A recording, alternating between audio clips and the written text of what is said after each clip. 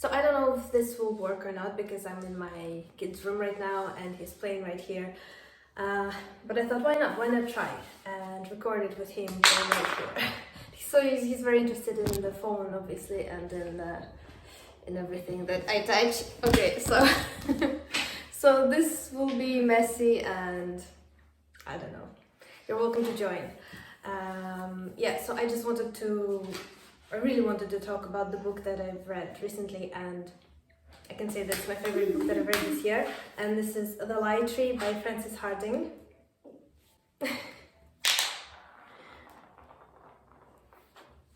Okay. So it looks big, but it's because the edition is it has illustrations which are very, very beautiful, and I'm sure they added to the experience of me reading it. I'm sure I would have liked it without illustrations as well, but they just added so much.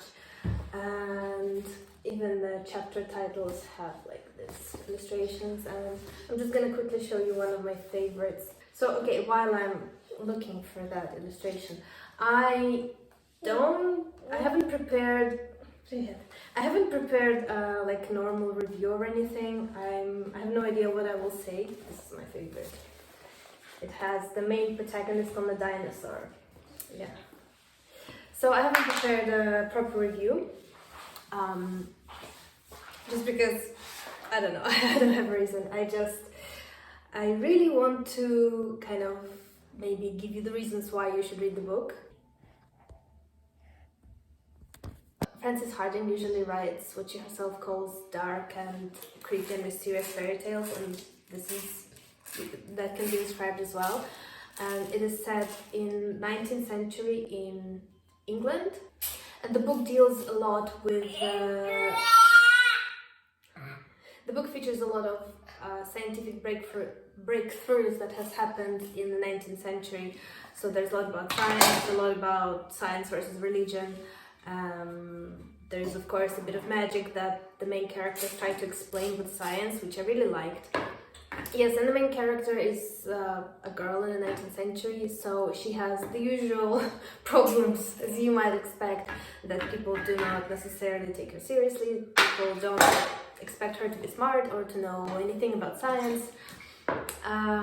Yeah, and she has to deal with people telling her that she will never be able to become anything than just somebody's wife. And her dream is to become a scientist, like her father. And another thing is that her father is a reverend, but also he's a scientist. So there is this very interesting exploration of science versus religion, because people were sure that, you know, God created humans and all of that, and now suddenly there are dinosaurs. So I don't want to talk about plot too much, because I feel like it's better to go basically in every book without knowing the plot, but this is just me. But this book especially is so mysterious, and it draws you in this mystery, and you just never know what will happen the next page, because I feel like it's very unusual, everything that happens and everything that the main characters experience and encounter. It's something that I've never read before, and it feels very fresh.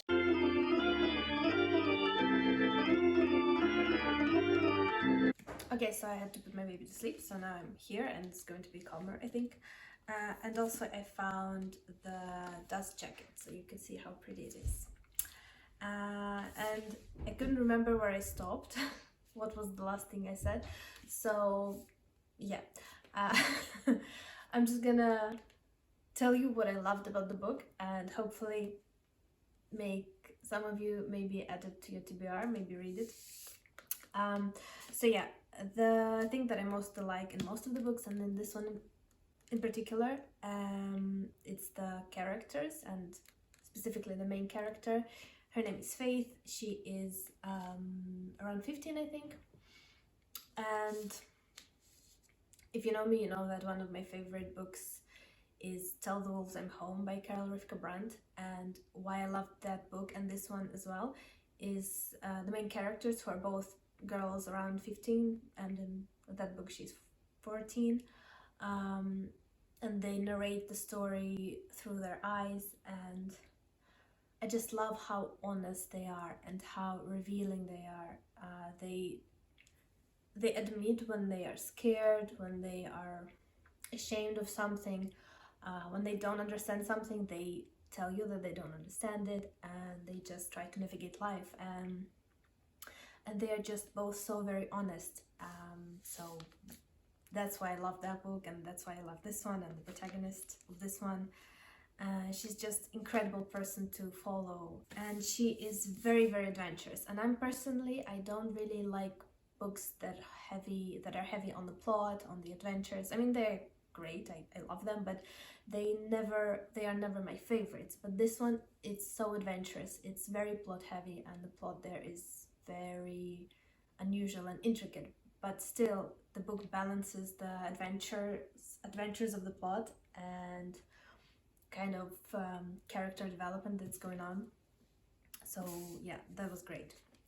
And like I said, Faith is very adventurous, and it's very cool to follow her. There's a lot of family dynamics in here, and specifically Faith's relationship with her father, who is a scientist, Faith's relationship with her brother, who is younger than she, and he's not interested in science at all, but obviously everyone around him tells him that he's supposed to be a scientist, he's the next in line. And Faith, who wants to be a scientist, she's just brushed off. But despite that, they have very close. Despite that, they have very close and warm relationship. And of course, there's Faith and her mother. And this is a very difficult relationship that they have. Lots of, they kind of have a conflict, but it's hidden. It's not out in the open. It's kind of between the lines, and then it gets bigger and bigger. I don't want to reveal too much, but it's very fiery, and something I've never seen in any other books, this kind of relationship between a mother and a daughter. What else do I love? Of course, I love the magical element of this book. It features the light tree, as you can see. And yeah, I don't want to say too much, but also I kind of want to share what's so magical about this tree. So yeah, basically the tree grows in the dark, and they try to explain it with science. How does the tree grow? How can it survive without any natural light? One of the things that is magical in the book is that the tree kind of grows while someone feeds a lie to it, so to say. I don't want to reveal too much, like I said. So there is this element, and obviously there is a lot of discussion about lying and being honest, and sometimes it is necessary to lie, and sometimes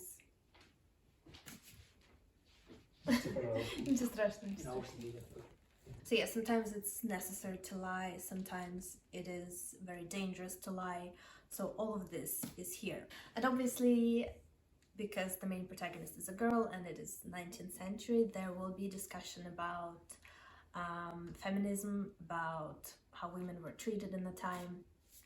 And the book strikes this very nice balance when it is feminist, and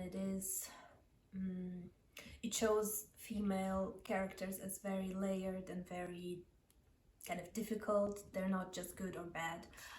They're very morally gray. And there is, discussions of how women are smarter than they were thought to be at the time.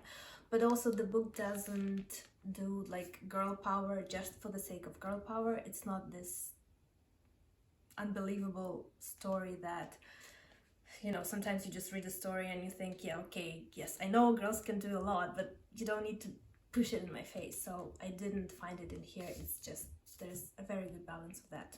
Another thing I liked is that the story is,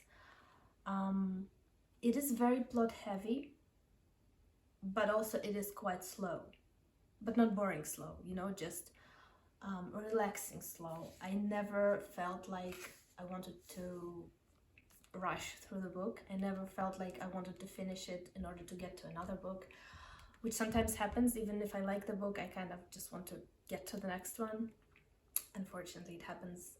And when I find the book that is like that, that just kind of makes you relax and not rush, just go page by page, chapter by chapter, very, very slowly. I cherish those books because I know that I have, like, I'm free from anxiety while I read, which is what we want. There is this mystery going on, and there are some twists that are, I guess, unexpected. I didn't guess any of the, like, who was the murderer, but I wasn't trying to guess. I just wanted to relax and kind of let the story tell me who the villain is.